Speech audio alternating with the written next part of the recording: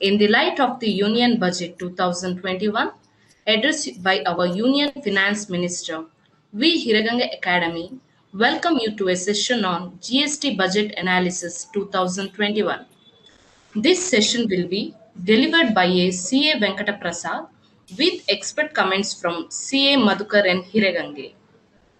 Before the speakers begins the delivery, I would like to take a moment to introduce them to you. CA Madhukaran Hiragange is a senior partner at Hiragange and Associates, having offices in Bangalore and 12 other locations across India. His networking and collaborations with the firms spans across Delhi, Mumbai, Vishakhapatnam, Pune, Chennai, Kochi, Guwahati, Raipur, Vijayawada, and Indore. CA Madhukar Hiragange is an associate with CAs across India as a mentor. He has jointly authored 18 books from 1997 on central excise, service tax, Karnataka VAT and excise, service tax audit, IDT, IPCC study material, and central sales tax. Further, in GST, he has 10 books. He was the chairman of the Indirect Tax Committee of the ICAI for 4 years and led in the crucial times of GST implementation. He supported the government in the implementation of GST in 2016 to 19 with the privilege of leading a wonderful and contributing team which gained him the respect of the professionals and bureaucrats as well as the politicians. He has been active in the field of spreading the awareness through articles and workshops, seminars, and webinars, both physical and online. As managing trustee of Empower Educational Foundation, he has supported the education of about 1,300 less privileged students for the past 15 years. In 2014, he started his association with Hiraganga Academy as its knowledge partner. Under his light, Hiraganga Academy has served over 3,000 students and professionals to enhance their capability, mainly in indirect taxes. Madhukar sir believes in value-based practice and life and making a difference to the professional and professional. It is our pleasure to have you here, sir. Thank you, Namrata. C.A. Venkata Prasad qualified as a chartered accountant and a law graduate. He is presently heading the litigation division of Hiragange and Associates and appears before the Customs, Excise and Service Tax Appellate Tribunal and various tax authorities. He is a faculty at the ICAI, National Academy of Customs, Indirect Taxes, and the Narratrix and has given lectures at various other professional forums on service tax and GST. He is an active contributor of articles in GST Law Times and other professional forums. Welcome, sir. Venkata Prasad, sir, I would like to request you to take over the session now. Thank you. Thank you, Namrata, for your introduction. I'll start the session.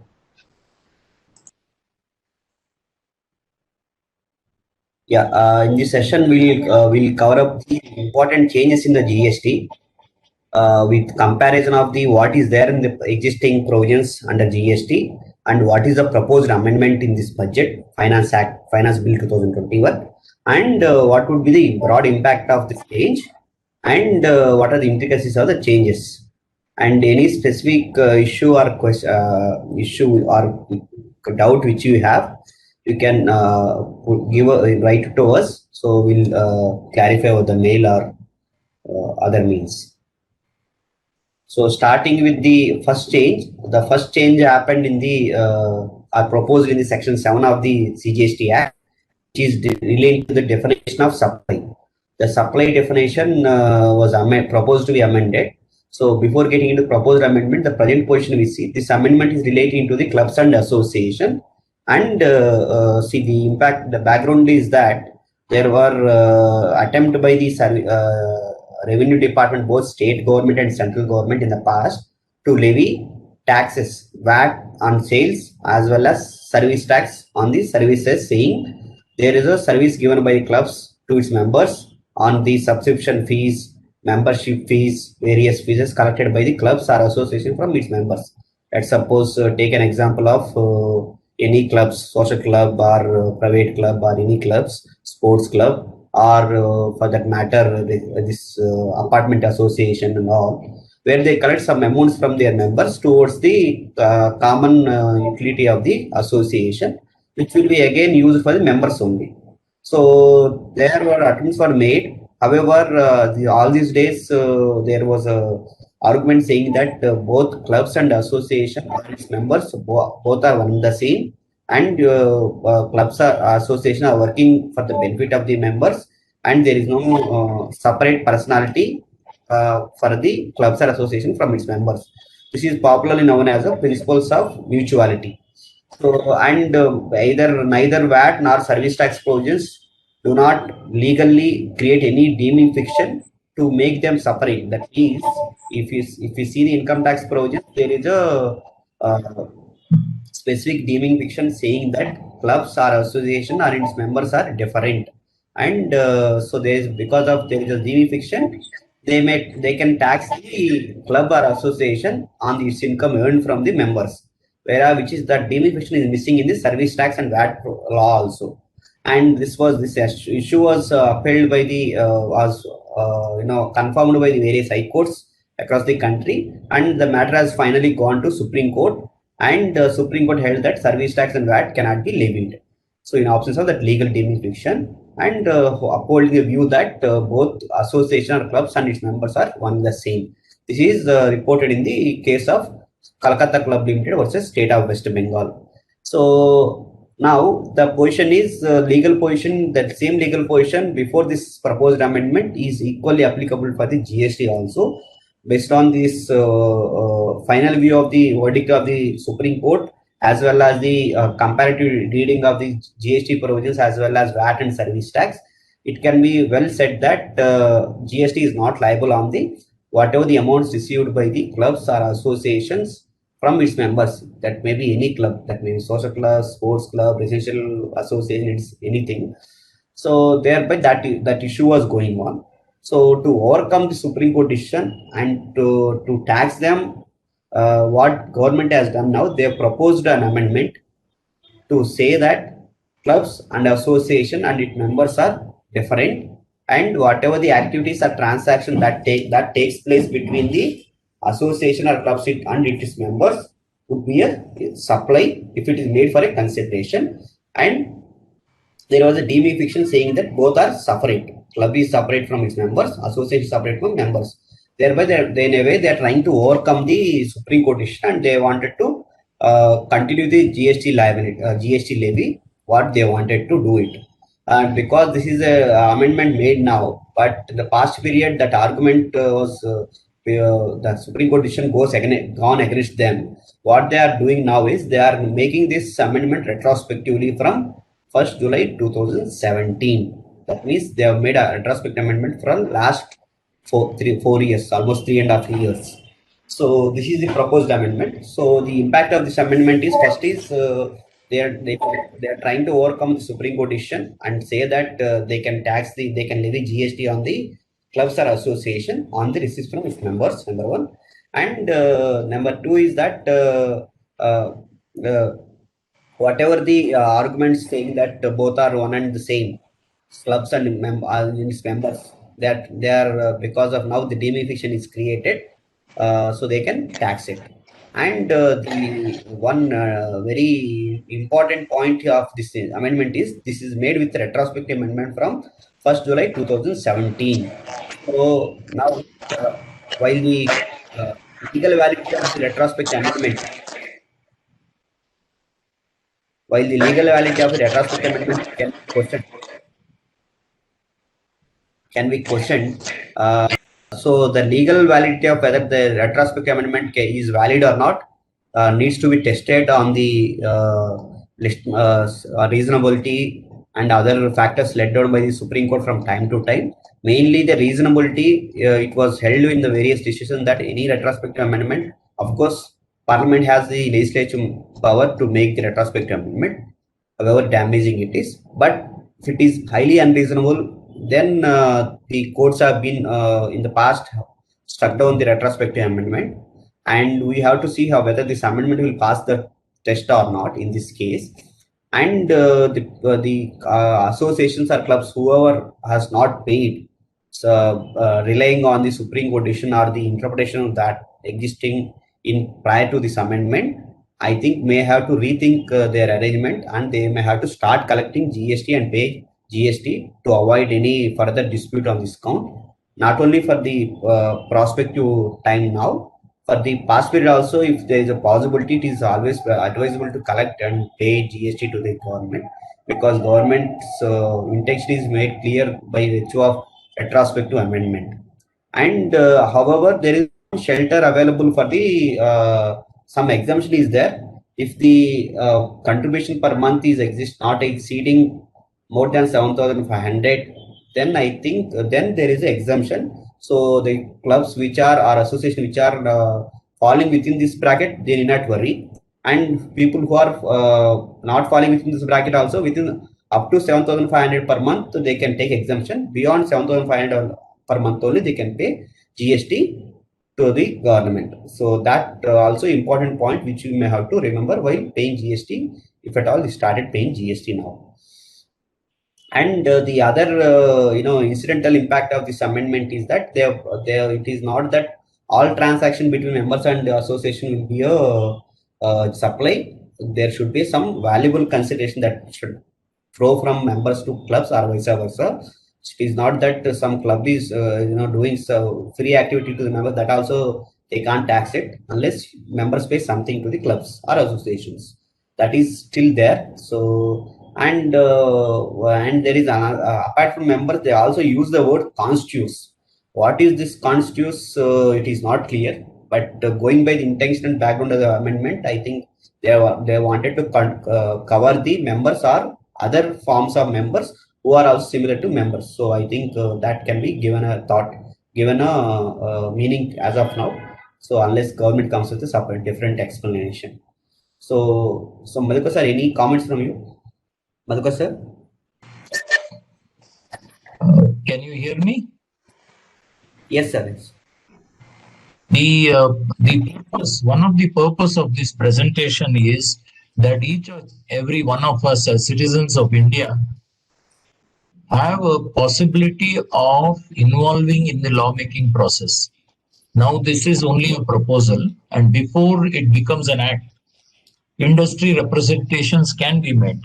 As you will hear further, we find that this particular budget, as well as some of the changes which took place in the last 3-4 months, based on the basic and only single premise that there is a lot of evasion being done, there are a lot of fake invoices in the market, using this as a excuse because they could not control, they are making the law harsher and harsher. Unfortunately, the tax compliant also would get impacted. And all of us know the level of corruption which is there in the erstwhile VAT law, and most of them have got into the GST as state GST officers. So the way they behave, every one of us knows.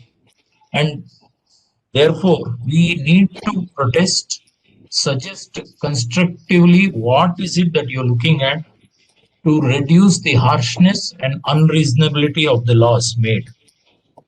This should be in writing, and you can directly send it to the CBIC and the finance minister. Ideally, a registered post acknowledgement due is the method for which can be done either individually or through your association.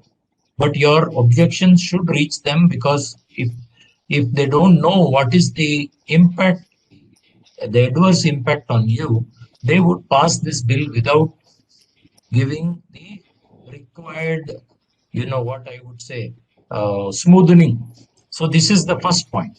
Second, on the clubs and association which Venkat Prasad spoke, Yes, they have now brought uncertainty back to something which was certain. In the service tax era also, large number of RSWs have applied for the refund and they are getting the refund also. In Hyderabad, we already got it. Bangalore in the cusp of getting it. So what should RSWs do? I would say that the way to go forward in the light of the intention of the bureaucrats to tax this in spite of the Supreme Court decision that mutuality should apply.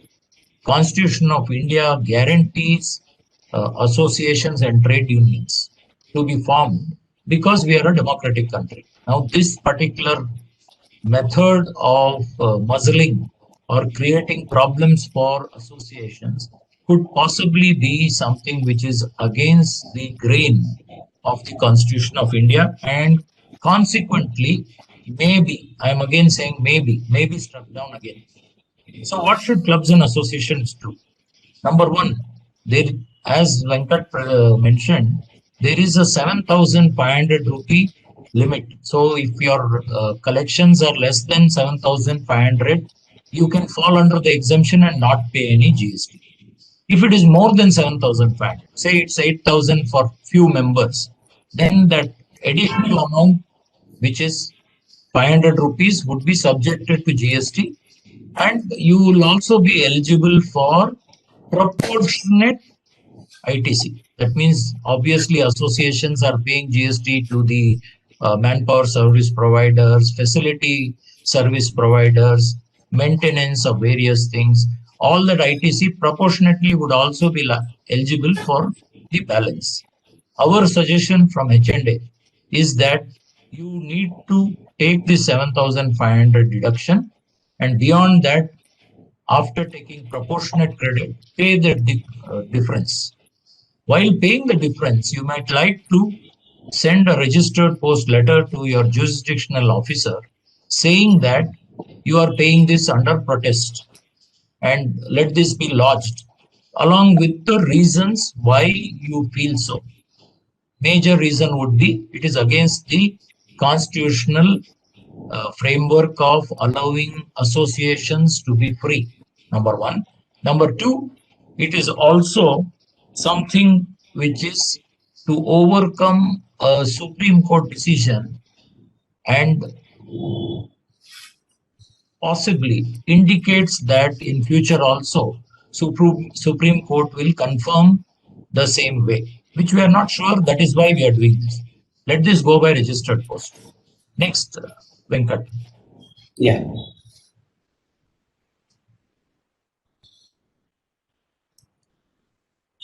Yeah, you move to the next proposed change. This change is proposed in section 16, subsection 2. Before the change, the section, present position of the law is this. The initial, most talked about version of the GST is that we have to map the each invoice, our vendor invoices with our return. Then only we can get the ITC, that is matching of vendor invoices to get the ITC. That is the very important provision that was brought in under GST, and that was there under section 43 of CGST Act, which was later slightly modified, and it was brought in the form of section 43A. So both the sections requires that the mapping of the invoices, vendor invoices, in order to take the ITC. However, because of various reasons, right from the technical GST portal issues as well as the sub rule 4. However, there was questions on this rule, the validity of rule 36 itself, 36.4 itself, because that's when the principal sections are not being implemented, which requires the ITC matching. How come rule prescribe this condition and restrict my ITC? This is the very important question that was raised against this implementation of rule 36. So most of the people have been following this. Some people are ignoring, saying that okay, anyway, this is having a legal lacuna, I not follow it. Now, what the amendment proposed is they are bringing an amendment to say that one of the condition to IOL ITC now is that your vendor should file his GSTR 1, and the invoices of given to us recipient should be reflected in the form 2A. So form GSTR 2A, then only it will be it is eligible as a ITC. That means the reflection of the vendor invoice in our GSTR 2A is made as one of the condition to avail ITC. So this is the impact of this amendment, and this is fortunately this was again prospective. It is not retrospective, unlike other previous amendment. So now the first and foremost impact is that they're trying to bring a statutory requirement under the CGST Act to say that reflection of the invoice in GSTR 2A is statutory, is given in the Act itself, unlike rules in the past. So that is the first impact. Thereby they are validating the requirement of Rule 36 sub Rule 4. This is the first impact. As far as the second point is concerned, now what about the past period then? That means if the point that they are bringing an amendment now is means that they are also agreeing indirectly that they don't have that power in the, or they don't have that condition in the Act till now. Thereby, so the past cases, we need not follow Rule 36 sub Rule 4 because it lacks the statutory power to make rules. Thereby, it is only for the amendment which is going to made now. If let's say this is going to be implemented from 1st October 2021 or 1st July 2021. From that time only, this reflection of 2A is one of the condition. Till now, we can take ITC whatever there in the invoices in the books of accounts, as long as all other conditions like payment to the vendors or receipt of goods or services is fulfilled. So there, so it is now it is important exercise to sit out and see what are the invoices which are missed out in taking ITC in the GSTR 3B now, and which are but still there in GSTR books of accounts, that we should take it well before this amendment, so that we can we will not be falling in this amendment, and there may be and falling into the trap of denial. So this is second point. And third point is, let's say see that if you see the effect of the amendment, it says condition of reflection of each invoice.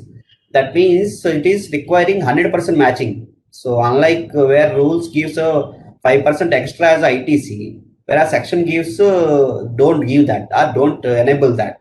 Now, whether should I follow the section or should I follow the rule? If at all both are in line, both are as is going to be there after the notification of this amendment.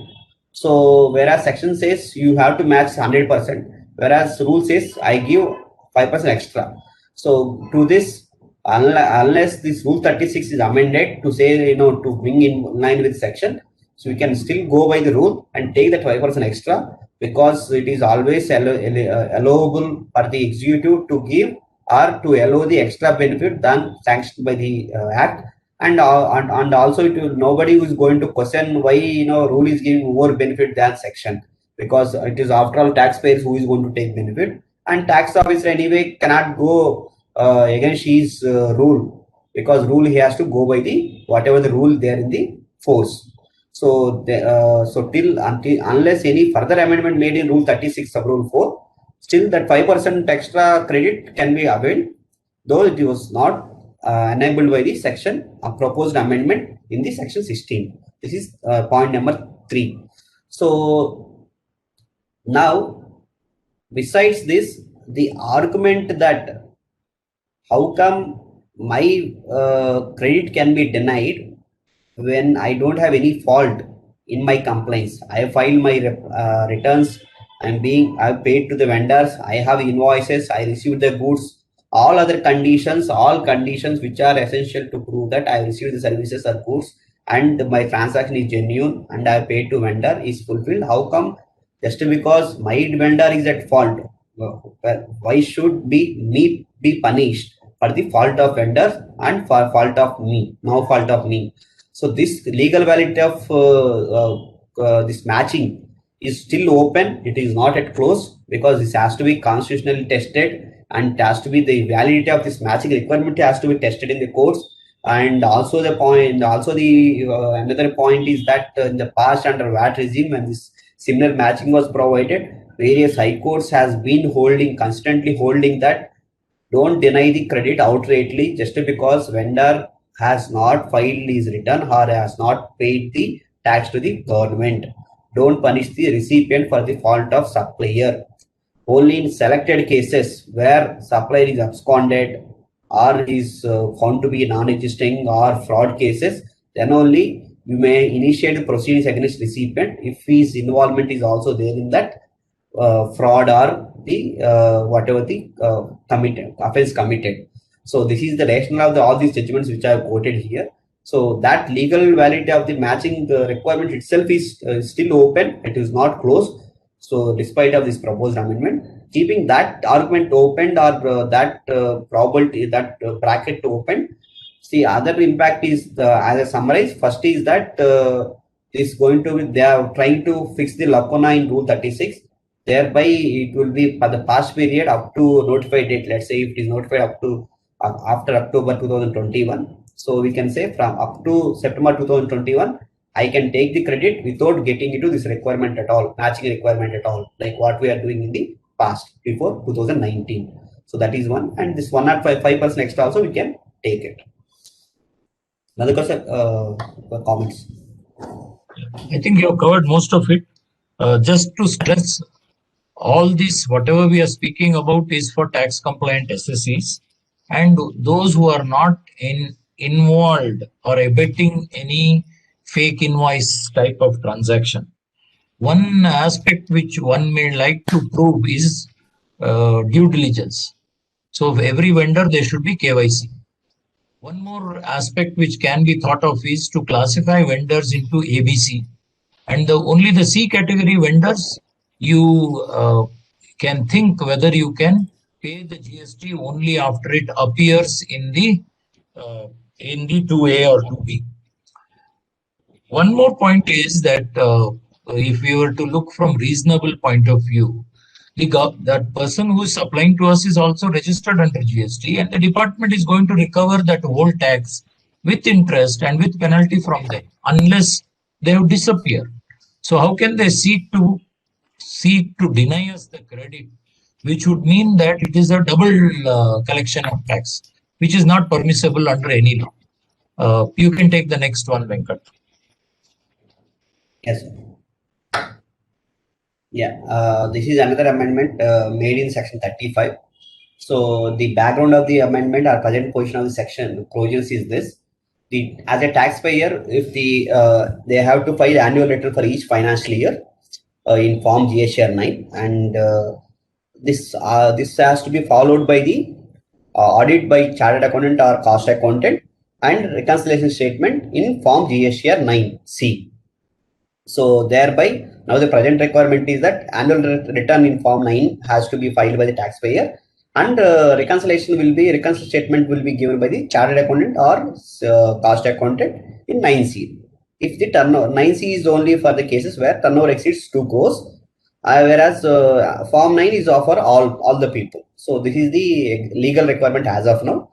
However, here and there some relaxation was given where up to 5 crores or there was a option. This 9C was made optional, and this up to 2 crores Form 9 was made optional. So leaving all this relaxation for the time being, this is the legal requirement where annual return has to be filed by everyone, and reconciliation statement in Form 9C. If the all in pan India turnover exceeds 2 crores, they have to file 9C from the chartered accountant. So chartered accountant has to certify that this is the reconciliation between the annual return and books of accounts, and he has to give reasons for the unreconciled items. That is the existing requirement.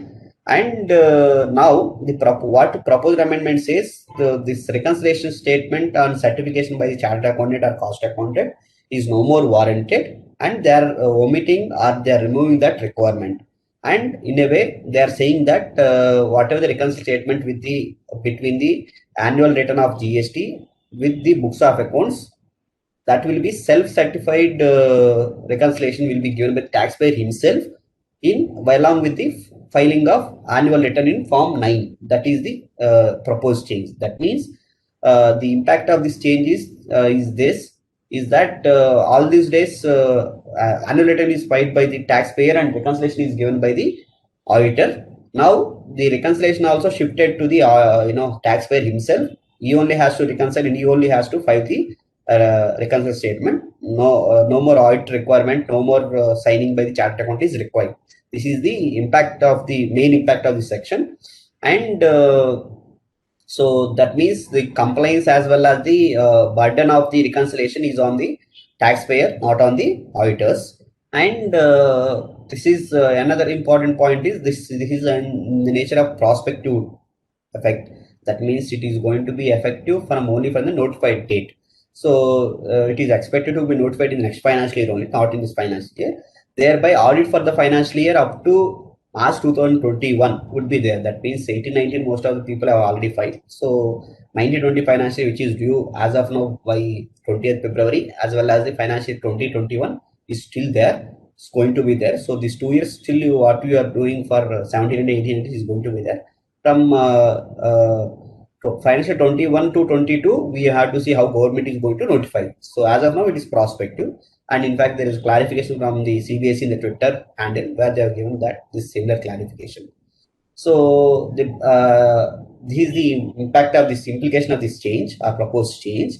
Now, is that what would be the reasons for this impact or this change? Why they are removing the audit by the chartered accountant? This is not my own analysis. This has come from the minutes of the GST Council meeting where we have seen this. So the main reasons what they have discussed in that council meetings are this. First is that trade is representing this audit certification reconciliations was becoming a lot of adding to the compliance burden, and please remove this additional compliance. So this monthly filing and matching is always anyway there. So why you require further reconciliation as well as the certification of the chartered accountant? It is adding complaints to the cost as well as burden to the taxpayers. This is the first complaint, and this is one of the reasons we stated. And also they made a revenue analysis, additional revenue analysis because of Form 9, that is annual return, as well as the 9Cs, the reconciliation statement. The revenue what they got from annual return is very high when compared to the 9C, and 9C is very less. So they compared, they felt that I think so this both are clubbed and made as one form, and it is burden on the taxpayer. Whatever the unpaid liability also they can recover to annual return itself if all any thing is there. So these are the three reasons which was stated in this council meeting minutes. So that's also. So Madhukar sir, I think you can give comments. Yeah, thanks, Venkat again. I think there are some aspects which all of you who are listeners here, since you are all in industry and maybe some chartered accountants from our office, many auditors were doing this particular audit at periodic basis and advising the industry and service providers, traders on the non-compliance. Normally, when you have appointed us and knowing that we will take care of your long-term interests, whenever we give advice, you comply. Whatever you are not paying, you start paying. You pay for the past, you pay the interest. And majority of the clients whom we have at least have been taking due care. They would like to avoid future disputes. And whenever errors are identified, they would comply. Now, this particular amount is nowhere being captured, and it's difficult to capture also for the CBIC.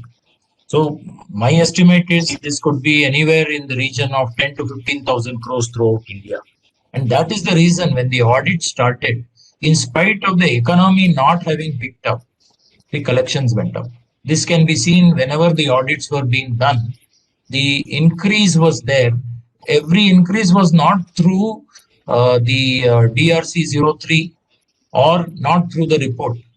Client himself would have voluntarily made the adjustments, made the payments without it coming through DRC 03, which is not necessary. The credits would have been adjusted and that credit adjustment is something which is shown also in the 9C, whatever the information government has shared with us. This is something which is, in my understanding, something which has not been discussed by the GST Council, and that is surprising. Maybe there was no representation from the people who are doing the audit there. Maybe the ICI was sleeping, which is a possibility. Second is, if we look at the philosophy of GST, it was to avoid interaction between the officer and the industry, because these interactions invariably led to loose talk, threats, and corruption. This was sought to be reduced. That is why this audit came, but that aspect has not been touched. In fact, when GST came, we were the first to acknowledge that the corruption had come down to 10%. Say it was maybe around 2 lakh crores earlier, it might have come down to 20,000 crores in this period after GST came. However, with every complication, things started getting loosened.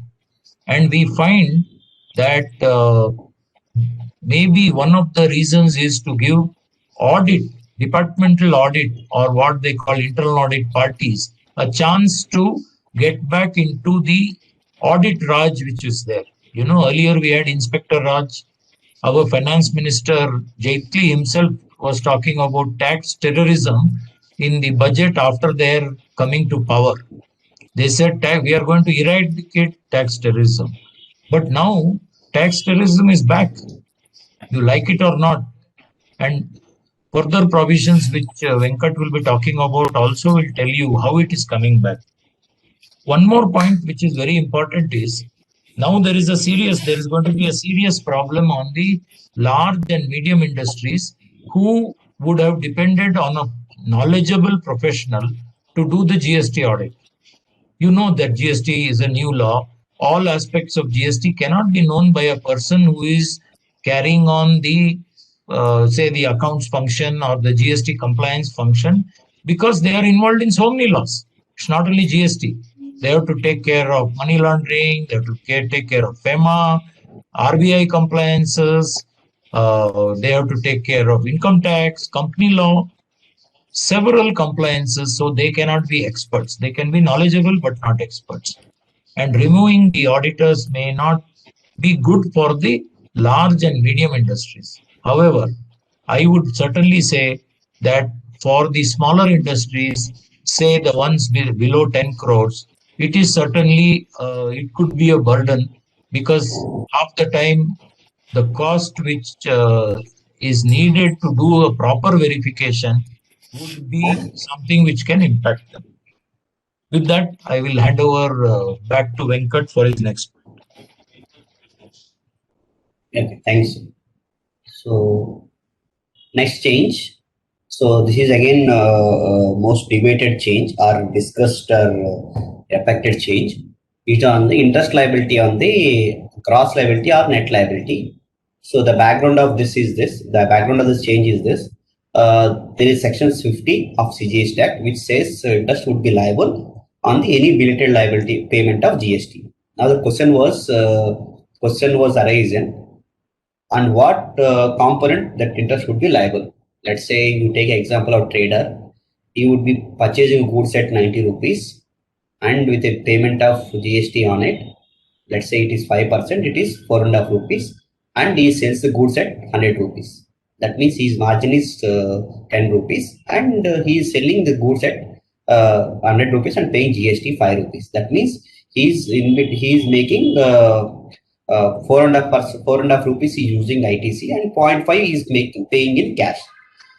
So for example, if we delays the payment of GST by let's say 1 month, now the question is interest has to be paid on the 5 rupees, that is gross liability, including the payment made in cash as well as the ITC, or only on the 0.5, that is payment made in the cash. If conceptually, what interest is only on the compensation to the loss of revenue. Here, if you see in the case, conceptually there is no revenue loss to the extent of 4.5 rupees to the government, because The 4.5 was already deposited by the my vendor to the government already before this, me taking credit or me filing the return. Thereby, there is no question of loss to the 4.5 rupees to the government. Only 0.5 is the loss to the government for that time being, that 1 month or 1.5 month, whatever the delay happened. So conceptually, the interest is liable only on the 0.5 rupees, and this is the understanding which is there and which is validated in the pre-GST laws, service tax, VAT, central excise, and any other law. Not only here, anywhere, any value-added tax. However, there was interpretation, surprising interpretation was taken by the revenue department to say that no, it is on the gross. And unfortunately, this interpretation was upheld by the Telangana High Court in case of Mega Engineering, saying that provisions existing on GST only requires the interest liability on the gross liability, gross, not on the net. So because after this, the department has become very much aggressive, and right from the CBSE board till the superintendent, they are very aggressive implementing in this high court decision, they recovered, they attached the bank account, and they recovered a lot of money from the taxpayer, saying that the moment there is a delay in any filing of return, whatever the delay period, they ask for the interest on the ITC component also. So this has almost the estimated revenue here itself is somewhere around 20 or 25,000 crores here. So this issue has again was represented because it's very damaging to the industry. Particularly, the main reason for the people who delays the return is mostly due to lack of funds, or mostly due to lack of financial problem or financial crunch. If they are already suffering financial crunch and you punish them with a higher liability of interest, which they are not supposed to, so they'll be added to the further troubles. So this issue has again, the government has reconsidered this decision and they made an amendment. However, they have made amendment prospectively. So there again issue has come, this will be what about the past period. And past period, the government has initially has taken it will be prospective, so their past period they can recover. Again, they are become reactive, active. But again, that was pain was informed represented to the government. Then there was a promise by the government saying that we are going to implement the retrospective amendment, and meanwhile no action will be taken by the officers. This is the background. So to give that effect to their promise, saying that they will bring that retrospective amendment, and to say that interest liability only on the net liability, not on the gross liability. So they brought this retrospective amendment.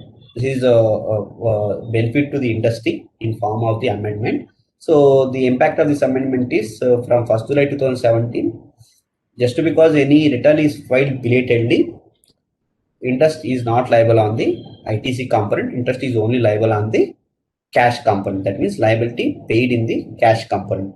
Please note, the amendment do not done away with the interest liability on the cash which was deposited in time but not debited from the cash ledger. For example, there are many people, what they do, they'll deposit and they may not be debiting from cash ledger while filing the GST 3B, or they filed the 3B belatedly, but cash was deposited in time.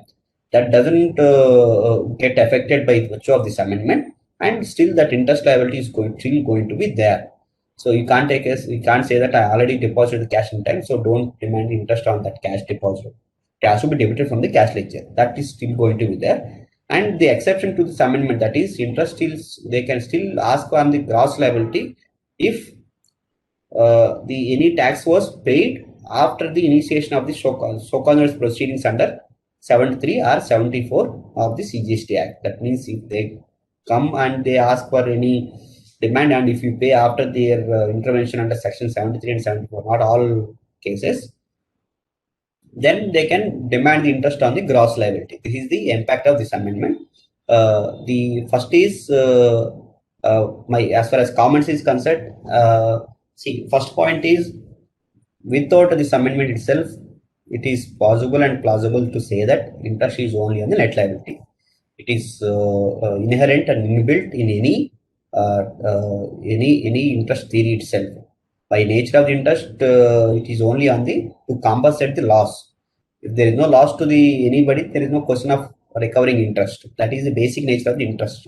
So thereby conceptually, interest is liable only on the net liability. So and this amendment itself is not at all required. But to done away with this dispute, fortunately, government has brought this amendment. This is number one.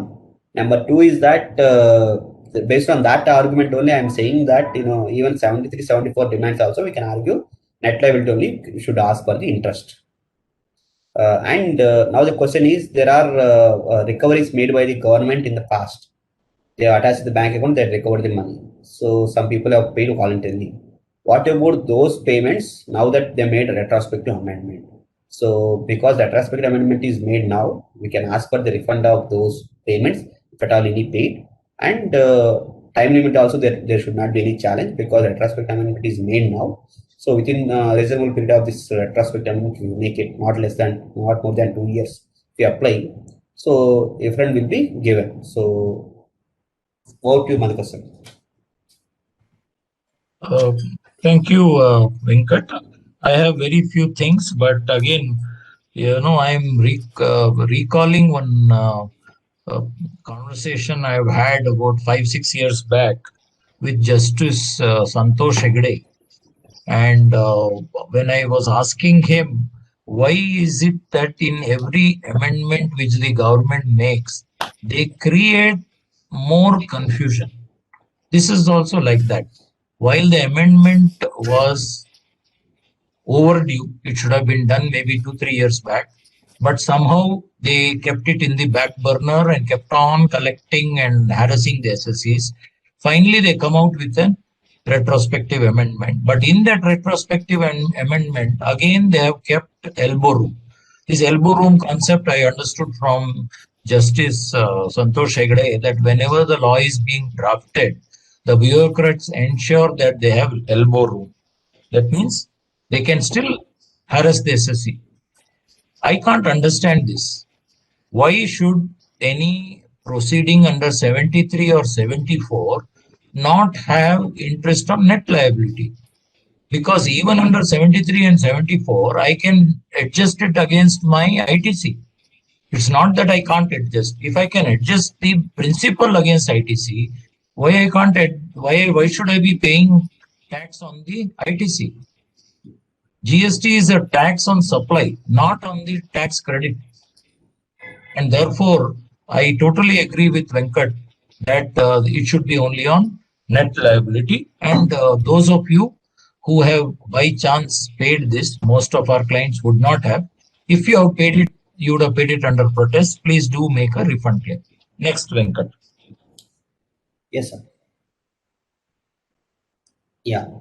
The next amendment is relating to the direct recovery of the self-assessed tax. The present position of the provisions is this: there is section 75 subsection 12, which provides that if any self-assessed tax declared in the returns but remain unpaid, so they need not give any notice, any order and all, because you yourself made a self-assessment of this tax. They can directly recover for the tax by attaching the bank account, attaching the property, or any means, or any other means. Because there is a self-assessment with taxpayer himself that I have to pay this tax and not paid. However, the present position is what some people are doing. Of course, this actual implementation of the provisions may not work considering the present working condition of the GSTN portal. It is not a law, but it is on the GSTN portal, which do not allow the taxpayers to file GSTR 3B without payment of the tax declared in GSTR 3B. That means the portal do not allow, though law allows the payment, filing of return without payment of tax, portal do not allow. So going by that, so they can't implement section only because of the glitch in the GSTN portal. However, keeping that aside for a moment, that may not be relevant for our discussion. So what some people are doing, particularly people, either there are two categories. One category is avoiders or fraudsters who wanted to pass the credit and they don't pay to the government and they run away. So a second category of people who have a genuine or real concerns of the paying tax, due to their financial problems or various other reasons, not receiving the amount from their customers. But still, customers expect their invoice to be reflected in GSR 2A. So to avoid the tussle with the and to minimize the business loss from the customers, what they are doing is including the the first category what I told also, they are filing GSR 1. They are disclosing the invoices so that their recipient will get the credit in GSR 2A. So, but they are not filing GST 3B. That means they are disclosing invoice in GSR 1 return, but they are not paying tax to the government. So in this case, so if at all the government wants to recover the money, despite they themselves declaring the invoices, they can't do direct recovery under this section because it is only self-assessed tax under 39 return, that is 3B return. So that 39 return they are not, nobody has filing it. So they have to give a notice and that has to be adjudicated. Adjudication will take some time, and by the time they take a time and the people will file an appeal. They buy time, so they keep on. They are misusing this provision. They are buying time so that meanwhile they can settle the unpaid liability. And fraudsters anyway they are absconding, and thereby they are not able to department not able to catch. So government is not able to recover money anything immediately instantly, and they may have to wait for years to recover the self-declared liability by the taxpayer themselves in GSR 1, not in 3B. To overcome this problem, what this proposed amendment says is any invoices which are disclosed in GSR 1 but not paid and not paid to the government, they can directly recover from the taxpayer. They need not go for show-cause notice, order, appeal, and all that. So thereby they can quickly recover the money of the any unpaid liability of the disclosed liability in GSR 1. This is the impact of this amendment. Of course, however, the main no doubt this objective is very good to curb the fraudsters and to recover the money instantly from the evaders or fraudsters who defaults the government revenue. But in a way, as we are, Madhukar sir was mentioning in the beginning of the session, they aim to target and curb the frauds or catch the fraudsters. The government is making a law which is creating a lot of troubles to the genuine taxpayers and who may be having some genuine problems. This is the amendment where this would come as a problem and cause troubles to the genuine taxpayers also. For example, there is by mistaken I have added an invoice which is not there at all, or I have added instead of 1 lakh I have added 10 lakhs, but I have noticed only in filing 3B I paid correct tax. So I may have to wait for another month. If I forgot to notice that clerical error in GSR 1, I may not know also. So this is a genuine clerical mistake which may happen with any human being, because after all the human being has to file this return. So these mistakes also government can come and recover the tax without directly. They can directly attach and they can recover the money. So thereby this harassment by the department will begin. They can simply threaten saying that there's a difference between 1 and 3B, so I'll attach your bank account. They won't listen to the genuine problem what was committed by the taxpayer. They won't allow you to time to rectify the return and rectify the invoice and make the correction. So this is going to be a lead to a misuse. Of course, the main objective is we are with that main objective, but the misuse should be avoided, and some clarification comes from board. It would be great, because so that misuse of this provision can be avoided. So clarification form saying that clerical and genuine mistakes should be given a chance and should be rectified. Should be given to the taxpayer to rectify. Then only this section has to be invoked. So likewise, if any clarification comes from the board, it would be useful. Otherwise, it will lead to misuse of the provision in the hands of the officers, and certainly the taxpayers is going to be impacted because of this provision. Marcus, sir, over to you. Yeah, I would like to add, the way in which GST came as a sort of a wonderful law, which can remove many of the problems which we all faced. I'm talking only of tax compliant again. In the VAT law or in the central excise law, in the service tax law. We find now in GST, constitutional provisions are sought to be overcome by making definitions which are at the borderline or against the constitution. We find the rules keep going beyond the act, and then they try to bring in the retrospective correction to the act. We also find that the circulars are going and extending the liabilities, and so they may also be removed after some time, or clarification for the circular be given. But the circulars are not law. They are only the administrative understanding.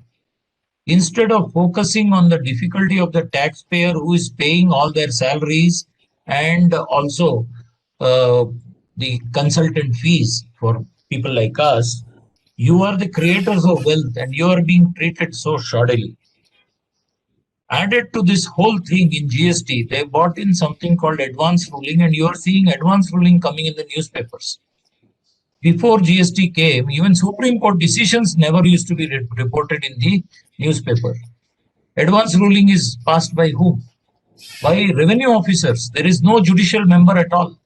And some of these things, advance rulings, are passed by officers who have no idea of the old law. That is the central excise law based on which that provision is made, or the VAT law on which that provision is made, or the service tax law on which that provision is based. Remember, GST is an amalgam of all these laws and a little of customs and a little of foreign laws. So this uncertainty has increased to a great extent in GST. And in this uncertain future, removing the democratic right to be defended is also sought to be removed here. A murderer gets a hearing. He is not put into jail and not let to rot in jail. He has a chance to defend himself. Here, clerical mistakes itself, you have no chance. This is what they are proposing. And therefore, all of you will have to go to the writ court. And we are quite sure with these trigger-happy revenue officers, this is going to happen. Remember, the income which they had in the past of almost 2 lakh crores has come down to 30-40,000 crores. This is a fact. And therefore, you can't expect those people to, act in the way for the benefit of the country. It is not that there are no good officers. There are good officers. Maybe 10% in the state, maybe 25% in the center. I would certainly say there are good officers, and thanks to them only this country is alive. One thing which constructive thought process for representation by all of you is, you should say it is 3.5 years since GST came, and you had talked about categorizing all the SSEs into A, B, and C, and giving those people who are compliant, rewarding the tax compliant is what was put as a objective. What happened to that? That is something on which the department has forgotten. Bureaucrats have forgotten. They are not at all working on that. Insist that if you want to put laws against the tax evaders, please put ABC. Go to C and do what you want, but not for the A and B. Give us our honor back, our dignity back. This is what I would request industry to do. We anyway are going to represent, have been representing. Many of you might have seen on my LinkedIn post very critical remarks whenever these rights are being trampled. Next, Venkat. Yeah.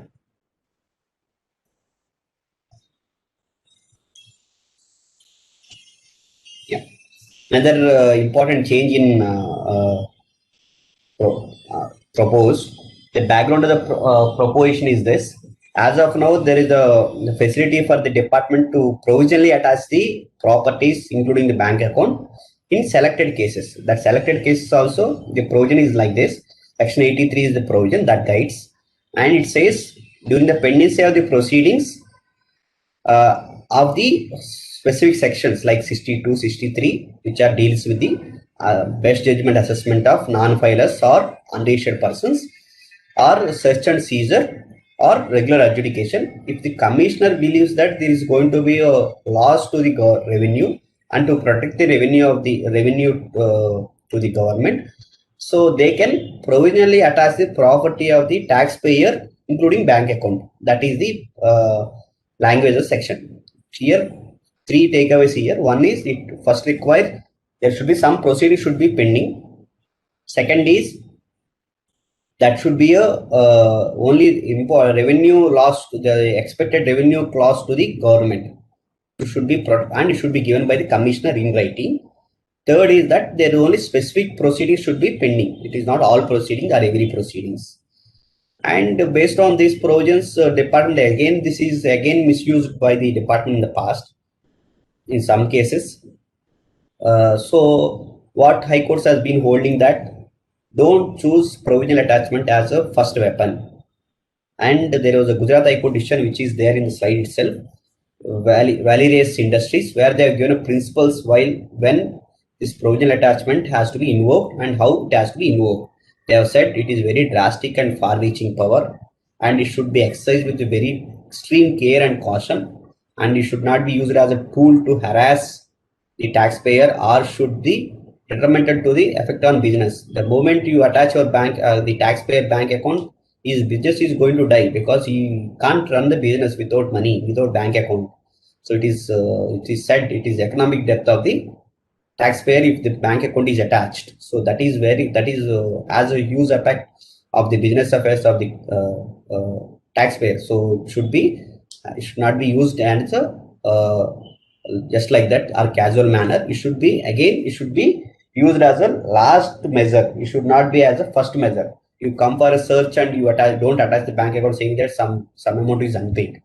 You should see the history of the taxpayer filing return compliance, how he is paying tax, how much he is paying tax, from how he is diligent in the tax compliance, whether any possibility of he is running away from the business, how many employees are working in this organization, and what is the history of the management and the financial position of the company. Lot of things has to be seen and see that unless this attachment can be made, they can't recover money.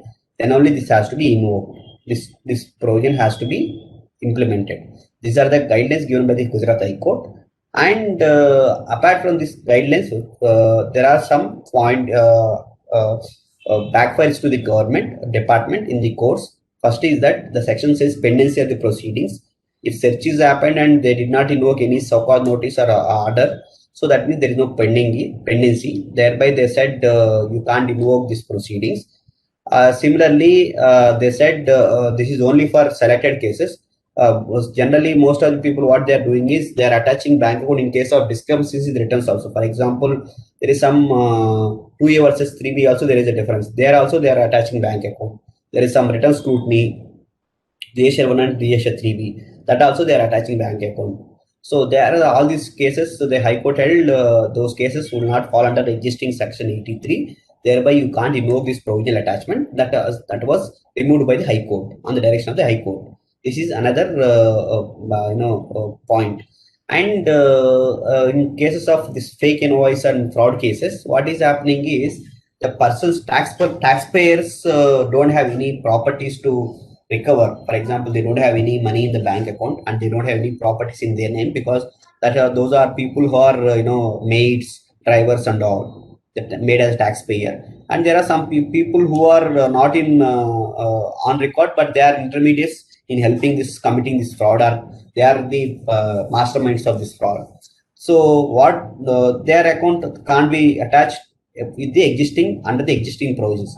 Now, to overcome all these challenges, they have made this provision to say that not only in the pendency, after the initiation itself, they can attach the property, including the bank account. That is number one change they have proposed. Second is not only selected provisions of 60 to 63, that means assessment cases or the search cases, they can invoke this power in not only here, they can invoke in arrest cases, return scrutiny cases, all other cases they can invoke wherever they are assessing any liability. Third is not only tax person property or bank account, they can also attach the property of intermediary. So that 122 is referring to intermediary who is involved in the or who got the benefit from this fraud. So this is the impact of this change.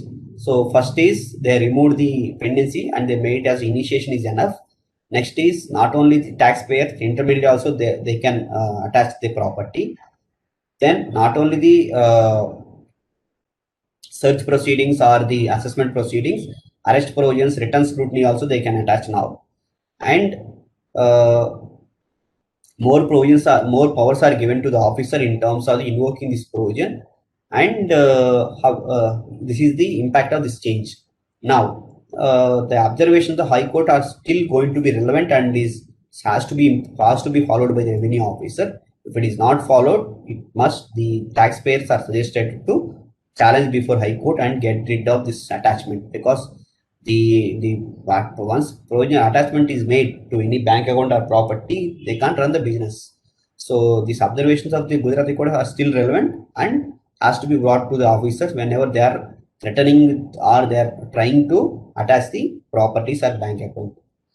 So this is again meant to for fraudsters or the evaders, but unfortunately this is all universally made applicable to all taxpayers. Again, it is troubles the genuine taxpayers also. So let's say they come and say there is a difference between GSR and GSR 3B. There is some turnover mismatch, and this is the tax we have to pay.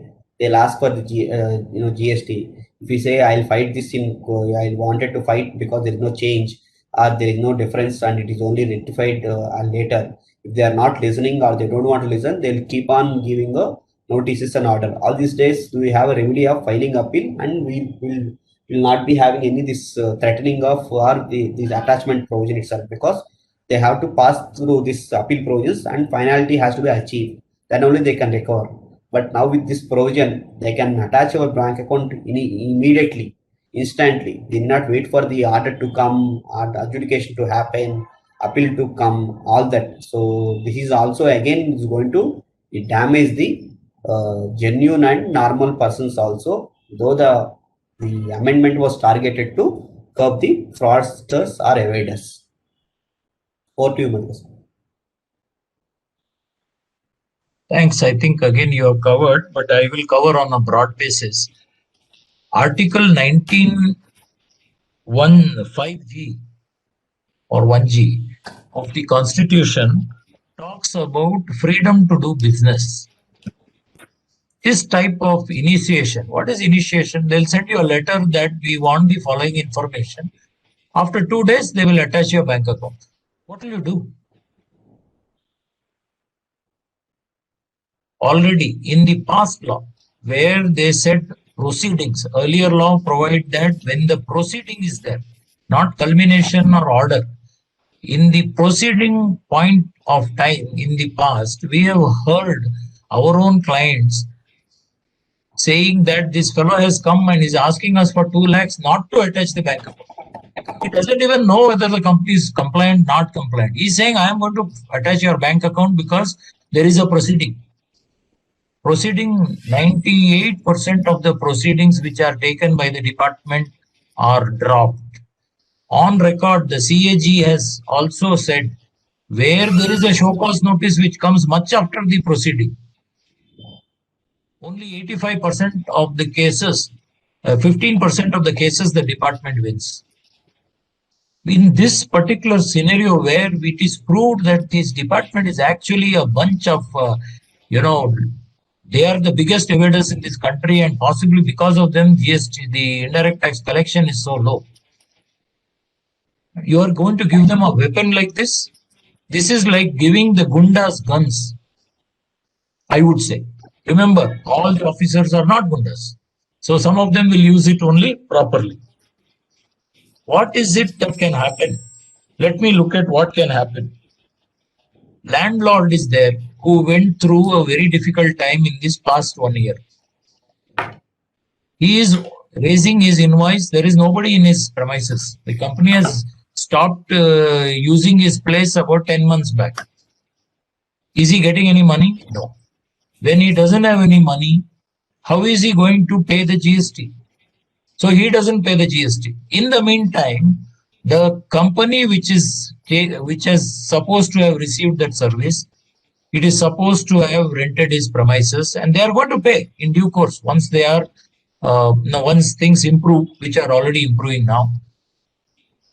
But in the meantime, attaching the recipient's bank account will add misery to the very bad situation they already have.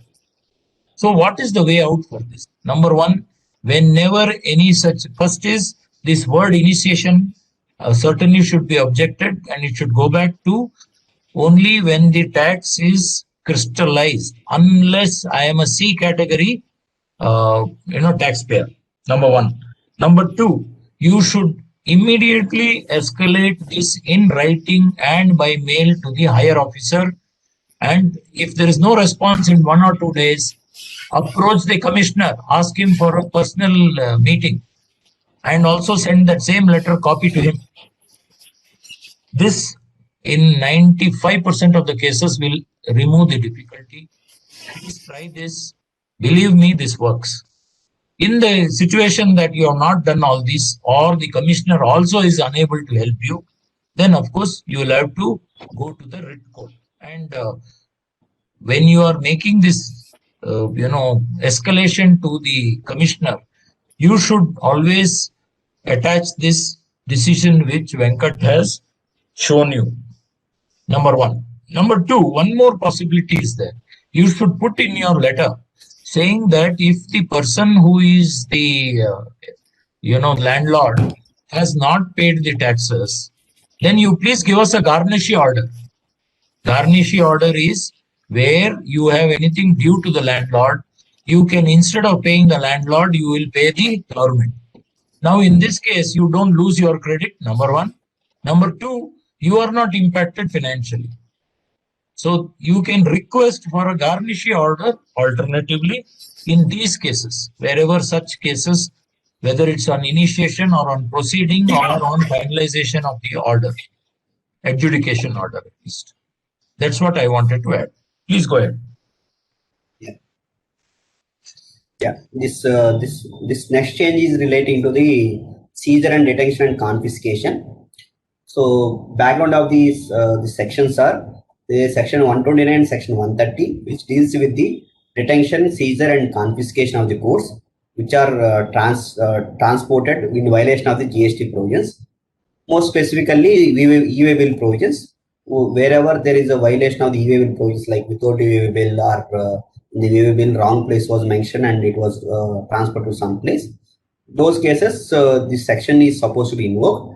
And wherever these contraventions are there, if it is intended cases like evaded cases, intended to evade tax, then they can invoke confiscation. If there is no intention to evade, but it is only genuine mistakes or it is normal cases, they should invoke 129. This is the broad objective of these two sections. However, there are some lacunas in both the sections which they are trying to cover now, and also they made some changes to give effect to the sections, both the sections. As far as we'll see, first one section 129, it deals with the seizure and detention and seizure. Detention is basically stopping the vehicle and keeping it on hold for a moment, whereas seizure is to seize the goods or vehicle from the owner of the vehicle and only either confiscate or keep it with the government till that its dues are clear. This is the broader differentiation between the detention, seizure, and confiscation. As far as confiscation, the goods property will transfer to the government. So these are the broad meaning of both the three cases, all three cases. So in case of 129, which says if any goods are transported in contravention of the GST provisions, it is liable for tax plus penalty. Now the question was arising anyway with respect of this. When I transport the goods, I am going to disclose in GST return, and whether I violated the e-way bill provisions or not, tax is anyway paid. Why you are again asking a tax here? So this is going to becoming doubling the two times duplication of the tax payment. So this is the argument that has come. To avoid this, what they are doing now, existing now, it is you have to pay tax plus 100% tax of as a penalty. That means if it is over tax is 1 lakh, you end up paying 2 lakhs, 1 lakh towards tax and 1 lakh towards penalty. This is addition to the regular tax what you pay in GST returns, because if you don't pay this in GST returns, your your recipient is not going to get the credit. This is what the position is. So now what they have done is, instead of they are asking tax again and the penalty, equivalent penalty, what they are doing is they remove the tax and they double the penalty. That means earlier you are paying tax plus interest, which is coming to 200% of the tax together. Now instead of they're saying tax and penalty, they're saying penalty itself is 200. Thereby they are trying to cover up and say that no, what I'm asking is only penalty. Tax anyway you have to pay regularly under the assessment in GST returns. So financially there is no difference, but they are trying to say that what I am recovering under section 129 in case of vehicle is detained or seized or goods are seized or detained, what I am recovering is only the penalty. I am not recovering the tax. So that is what they are trying to cover up and come up with this proposed amendment. So this is financially there is no difference to the taxpayer, but legally they're trying to overcome that lacuna which is being argued all these days between the authorities. And various slabs are fixed for the taxable products and exempted products. There is no much changes as far as the slabs or percentage, except that tax plus penalty was merged and said that total as penalty as far as the 129 cases, whereas vehicle is seized or detained. So additionally, what they have done doing is now, earlier if goods are seized, they had to go for the confiscation route. That means goods would be liable for confiscation, and if you don't pay, for example, vehicle is detained and it is seized, and you are not coming forth and you are not taking the goods, or you are not paying their demanded tax and penalty. So what they can do is, can do is they have to wait for 3 months. Till 3 months you don't pay tax and penalty, then they can sell off in the market and they realize their money. That is the existing provisions. And in between these 3 months, you have option of paying the fine and taking the goods. That is the provision. However, now what they are saying is, forget about confiscation and all that. They will give only 15 days time. If you don't pay penalty of this 200% penalty within 15 days time, then from the order they are executing, if you don't pay penalty, they are going to sell off your goods. They are going to sell off your conveyance also. That means if 1 lakh worth of goods are transported in lorry or in some truck, if that liability comes around somewhere around 18,000 or together 200% penalty comes to 36,000. For recovering 36,000 penalty, they can sell off 10 lakh worth of truck or 5 lakhs worth of truck also they can sell off. That is the provision that they made, and they need not wait for 3 months. They can do this exercise immediately 15 days of the order. That means within 15 days of the order passed by the department, if you don't pay the penalty to the government, that means that 200% penalty, they can seize off your goods, they can seize off the vehicle, and they can sell in the open market and realize the money. So they made very timelines very short, and this is going to be again misused by the, already is being misused. This section is misused by the mostly by the state tax officer, where they're for silly things or simple mistakes also they are detaining the vehicles and causing unnecessary delays. And this post checks which are there in the pre-GST as again in the this another important change in this 129 is not only the goods, they can also sell off the vehicles. So if transporter also will be at loss if the some mistake happened by the taxpayer. So for recovery of this tax, they can sell off the vehicle. See that level of seriousness they are bringing here, and giving a huge wide powers to the officers. This is again going to be misused by the officer and cause unnecessary harassment to the taxpayer, which is already happening. This is going to increase the harassment in the check post and the vehicle detection cases. And another important change is earlier the time limits to pass the order and ask for the detention and the seizure was there only in the circular. Now they have brought it in the Act. So this is another change. And there are two more changes as far as this seizure and confiscation. Earlier, there is no specific pre-deposit for this this seizure cases. The normal 10% or 20% pre-deposit is there. That means if it is first appeal, it is 10% of the penalty. Second appeal is before tribunal, it is 20%. Now, what they are saying is, if it is a seizure case, the pre-deposit will be more. That means 25% of the penalty. So 25% of the penalty will be the pre-deposit. That means they have increased the pre-deposit for the penalty cases under seizure. So if somebody wants to file an appeal against this vehicle detention, vehicle seizure case, they have to pay, either they have to pay total and they get the goods released, or they have option of furnishing a bond and get the goods released. So in both the cases, if at all they have to file an appeal, they have to pay 25% of the penalty imposed, and then only they can file appeal. So this is the change that what they brought in.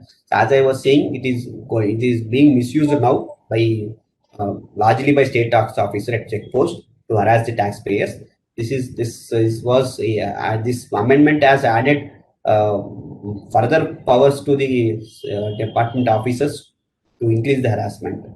And there are some technical points raised by the high courts in case of Gujarat High Court in Synergy Fertichem Limited, which was the contradiction between section 129 and section 130, which was sought to be removed by this amendment. So this may not have much impact, but this is what the amendment made. So over to you, Madhukar sir. Yeah, this is quite a serious issue again. And let me give you a little background on this. We are hearing, because many of the clients of ours are exposed to people who are not following the law, who are cheating on the law, and due to their others cheating on the law, their profitability is being severely impacted, sometimes negative also. Because in an industry which is competitive, where the margin may be 4-5%, if somebody uses or misuses the law to the extent of, say, even half 9%, he would be far more competent than the tax compliant. And when we have asked them, they are scared to give the names of the people who are doing it. But what I understand, the modus operandi is that the trucks which are used by these evaders, they get into a monthly arrangement, say 1 crore a month or 10 lakhs a month, depending on their turnovers, which they are evading. And those trucks are never caught. They will never be caught. So which are the trucks which will get caught? Those who are not in retainer mode or the tax compliant. We have known in the past, I also mentioned earlier, statistics which is given by the old CBEC itself, that only 85% of the cases are in favor of the SSC. Frivolous cases are hoisted, and then if you have to pre-deposit or pay penalty to go further and do your business, is it not a restriction on your business? Again, I would request the people who are listening and the industries especially to go forward and insist on the ABC analysis and such provisions not to be applicable to at least the A and B. Only on the C it should be applicable, and that would also take care of the issue about the government having to deal with the tax evaders. This is not the way a democratic country can work, where you are using penalty as a tax augmentation measure. What is it that you can do to avoid, in case these provisions continue, is that you could ensure that your documentation is double checked. Today, you may have somebody in stores who is, issuing the e-way bill or the invoice. Please have one person who is competent to sign off on the accuracy of the numbers, the name, truck number. Also, second point, deal with transporters who are tax compliant. Many of the transporters, they think they can do anything. Somewhere in between, they will change the truck you know, and the new truck number will not be there. They will not follow the proper route. Say I have to go from Bangalore to Salem. I will go to Ooty or Coimbatore and come back to Salem. This obviously, anywhere it gets caught, there is a thought process of problems. But the transporter might have done it because he's got a big consignment also, urgent consignment, which he has to drop in Coimbatore, and therefore he will take a different route. So therefore, two things I can think of: documentation and disciplined transporters, even if you have to pay a little bit more to ensure that he doesn't deviate. Thank you. Yes, sir.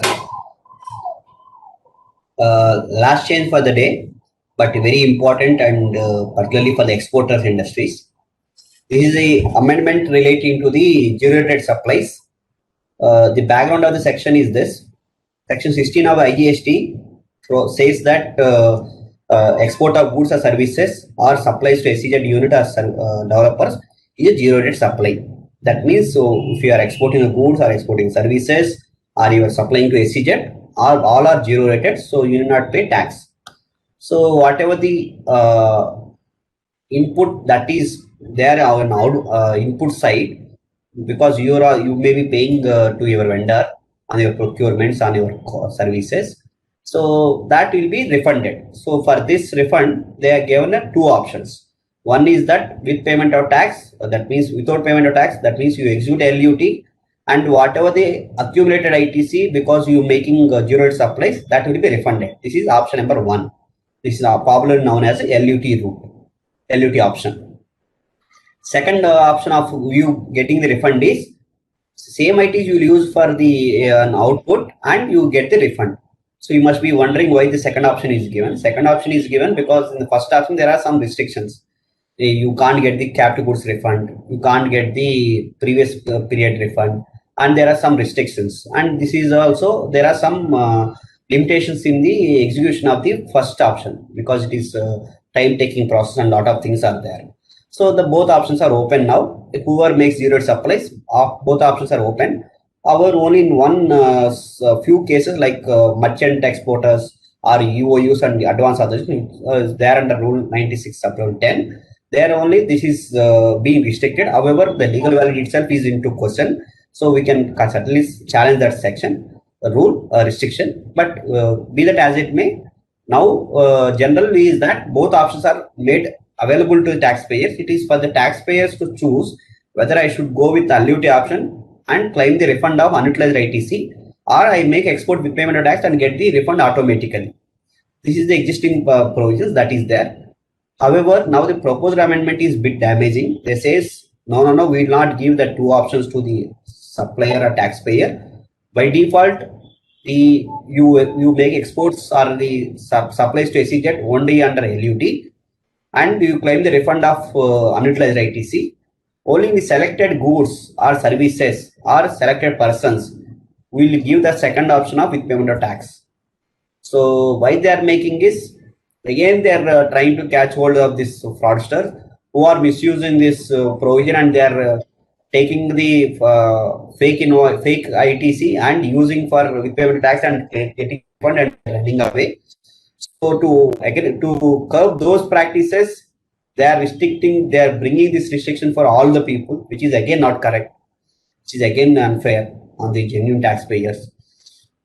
So this is the proposed change. The impact of change is this: if your goods or you are not there, services or your class is not there in that notified notification, then you don't have option. You have to go under LUT option.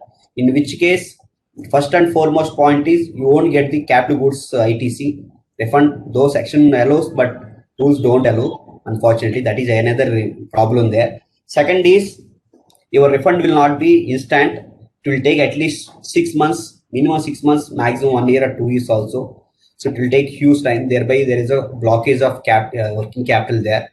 And you remember, a lot of paperwork has to be done, and quite a lot unnecessary documents, unnecessary clarifications, irrelevant things are being asked by the department, because this goes for verification by before the department. And Of course, there is a human intervention, department intervention, there is going to be a scope for bribes. And also, by if you don't pay bribes, they'll keep delaying it. They keep asking all irrelevant things. Next, they say, that document is not correct, this document is not correct, and they'll keep denying, saying that they don't have nexus, you are not eligible for this ITC and all. So all this will add up to your delay to you getting your eligible refund, and working capital problem, and also the unnecessary rejections and unnecessary involvement of officers, and leading to the harassment as well as threatening of the bribes. All that is going to be back. And there is fixed rate in some department. There is a rate card. So unless you don't pay those bribes, they won't give refund at all. So all those this giving a chance to all of them, and this is going to badly impact the export industry, or SEZ supplies to SEZ. So which is again has to be strongly represented before the government, and to bring back the existing provision. And only selected cases this can be wherever who are caught, like for example, who are already caught under the this fake invoice and fraud cases, they can be denied of the second option, but it should not be for the regular taxpayers.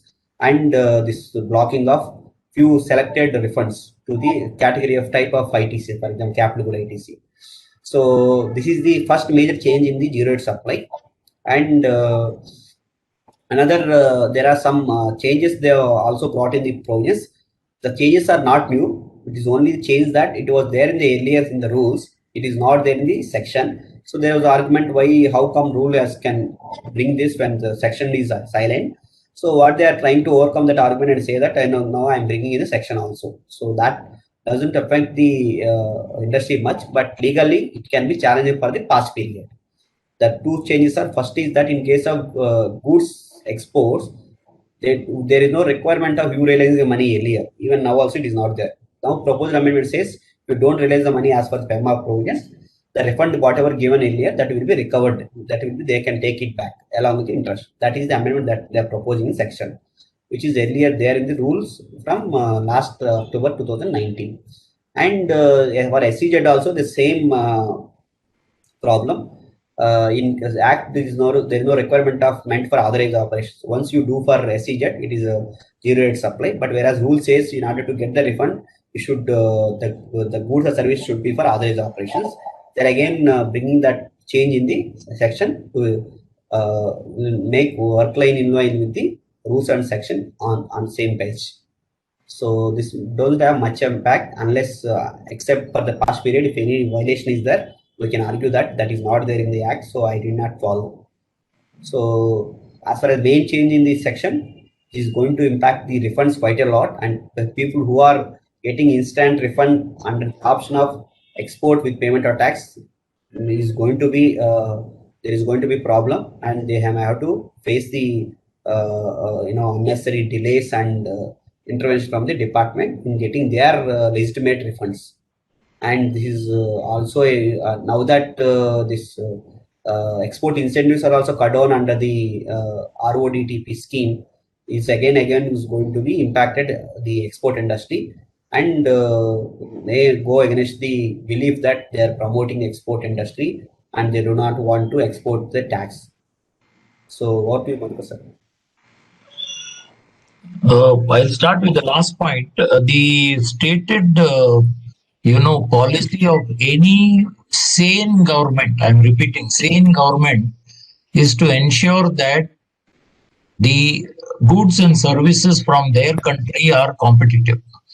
Here we have this bureaucratic setup which is restricting this very important aspect. GST was supposed to make our products more competitive, and what we are seeing here, instead of making it competitive, they are making it more costly. First of all, they have not, bought in petrol, diesel and all, which amount to almost around 3 lakh crores of tax credit. That should have come into the system, so that credit also I can go for refund if I am an exporter. And now they are, whatever is available, that also they are started restricting. And the time and the quantum is going to come down for sure. In the past, when that LUT was running, there used to be a 5 to 10% demand from the officers. So in case you have such demands, my suggestion again to you, first of course you should go against XP. If you are an SEZ or a supplier to SEZ, please see that this matter is taken up very seriously, and as Venkat suggested, to ensure that refunds are automatic as promised. In 2015 or 14, when they were coming for the elections, they said all this is going to happen. Not only it is not happening, they are looking at making it worse than the position it was at the time when they came for election. Is this acceptable to us? Government going back on its words. So I think that we have to take it up little seriously only. And what the second point is that IT was supposed to be used favorably. Now they are saying manual refund. You know that manual refund means 5 to 10% payment, and all delay, distasteful task of dealing with that corrupt officer. All this can be avoided, and you can have a green path provided you are willing to escalate and document this particular aspect. You need not say that person is asking for bribe. You simply say they are putting up objections which cannot be met. That's all. And send a copy to vigilance in case they are insisting on some money. It seems that we are going back to position of VAT and excise regime, which is a question which industry needs to actually agitate now. Remember, only the crying baby gets milk. This farmers' agitation is one point in whether they are right or wrong. I'm not getting into. My personal view is that the intermediaries are the ones who are funding this whole agitation, because they are losing out to sell spurious goods to the FCI godowns. 60-70,000 crores of food, I understand, is sitting in the godowns, which is not even edible by pigs. But they have got the MSP for that. They want all that back, is what I understand. Anyway, that is not the point. Please support us to make the law simple, fair, and transparent for you. One of the points you need to object on a general point is there is excessive delegation. The legislature is not even understanding the impact of this. It is not that the FM has understood all these impacts, because she is listening 99% only to the officers who come back and tell her, I'll get your revenue if you make this law. Somewhere they have lost it. Like the emperor's clothes, you have heard of the story. They are on a totally different platform. They don't know what's happening on the real ground. Please bring this to the attention of the Prime Minister and the Finance Minister, and I ardently hope that these provisions will all be either scrapped or made applicable only to the evaders. And they can easily do it. Why have they not done it? 3.5 years. Why they have not categorized the SSEs? They have got all the figures with them. They have got all their artificial intelligence with them. Why they can't do this? I feel that industry needs to be a little more proactive, especially in the light of the harsh provisions which they have proposed. And I'm sure they will be reversed or diluted if you support us in making this representation. Thank you very much. Yeah, sir. Last but not the least, there is one belief in the Indian judiciary, not only Indian judiciary, global, across the global. Let 100 guilty be punished, but one innocent should not be punished. So that is the belief system that is being followed from the beginning, but even now also. But somewhere in the GST, that is going reverse. They are punishing 100 innocent people for trying to catch hold of the one guilty person. So this has to be looked at seriously, and we make from our side we'll make representation. We also request all the participants, our clients, and all the other colleague chartered accountants to raise our voice against these damaging provisions and bring back the intended objectives of GST. Yes, Venkat. Maybe it's not one. Yes, that's the problem. it is 10. Out of 100, 10 are doing some evasive activity. But what you said is correct. Just because 10 are doing and you are not capable or compromised by them, you are putting provisions like this and harassing those 100. So that is certainly what you say is correct. And we would thank all the listeners for their generous listening and hope that some action is taken now. Yeah. Thank you all. Yeah, thank you so much, sir.